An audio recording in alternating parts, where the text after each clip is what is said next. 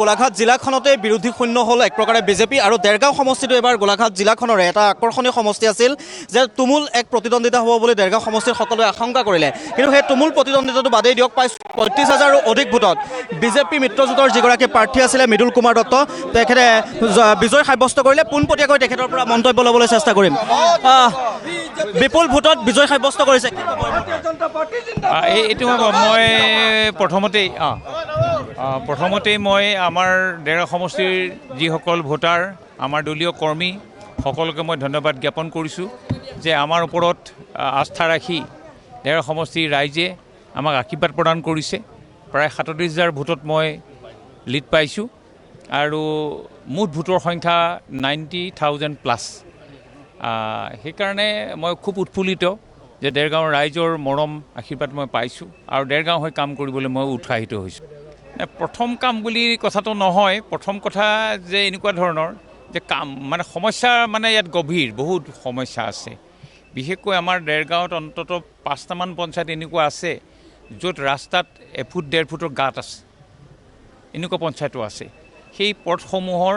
নিৰ্মাণৰ কথা আমি চিন্তা কৰিব লাগিব ইতিমধ্যে আমাৰ মাননীয় মুখ্যমন্ত্ৰী ডাঙৰীয়াই আমাৰ যিখন শেষৰ সভা তেওঁ কৰিছিলে আমাৰ বৰজানত তাত তেওঁ ২১০ কোটি টকাৰ এটা পেকেজ ডিক্লেয়াৰ কৰি গৈছে আৰু মই ভাবিম যে সেইখিনি টকাৰে প্ৰায়বিলাক ৰাস্তা বনাই শেষ হৈ যাব আৰু মই এই আপাহতে মই আমাৰ মুখ্যমন্ত্ৰী ডাঙৰীয়াক ধন্যবাদ দিছোঁ যে তেখেতে আমাক আহিয়েই এটা উপহাৰ দি গ'ল আছে বহুত আছে এইদৰে আপুনি ইতিমধ্যে তেখেতে মন্তব্য প্ৰদান কৰিছে আৰু দেৰগাঁও সমষ্টিৰ ৰাইজৰ এক প্ৰকাৰে সহায় সহযোগ কামনা কৰিছে অনাগত সময়ত দেৰগাঁও সমষ্টিৰ হৈ যি উন্নয়নৰ গতিধাৰা সেই উন্নয়নৰ গতিধাৰা অধিক ত্বৰান্বিত কৰাৰ কাৰণে তেখেতে দেৰগাঁও সমষ্টিৰ ৰাইজৰ যি সহায় সহযোগ বিচাৰিছে আৰু আশা কৰিছে যে দেৰগাঁও সমষ্টিৰ ৰাইজে সেই সহায় সহযোগ কৰিব আৰু ভবাৰ ধৰণেই এইবাৰ গোলাঘাট জিলাখনৰ যদি গোটেই আপুনি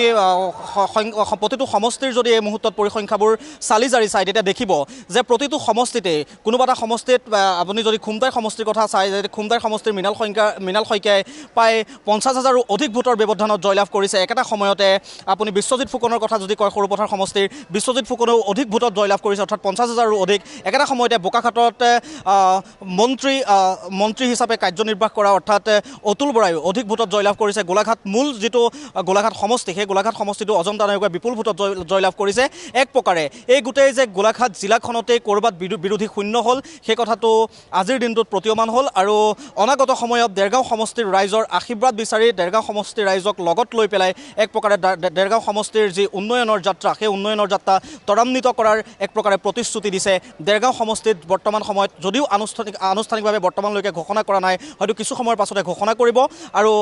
যি মৃদুল কুমাৰ দত্ত আমি তেখেতৰ মন্তব্য শুনালোঁ যে দেৰগাঁৱৰ ৰাইজক লগত লৈ পেলাই তেওঁ দেৰগাঁওবাসীৰ কাৰণে কাম কৰিব বিচাৰিছে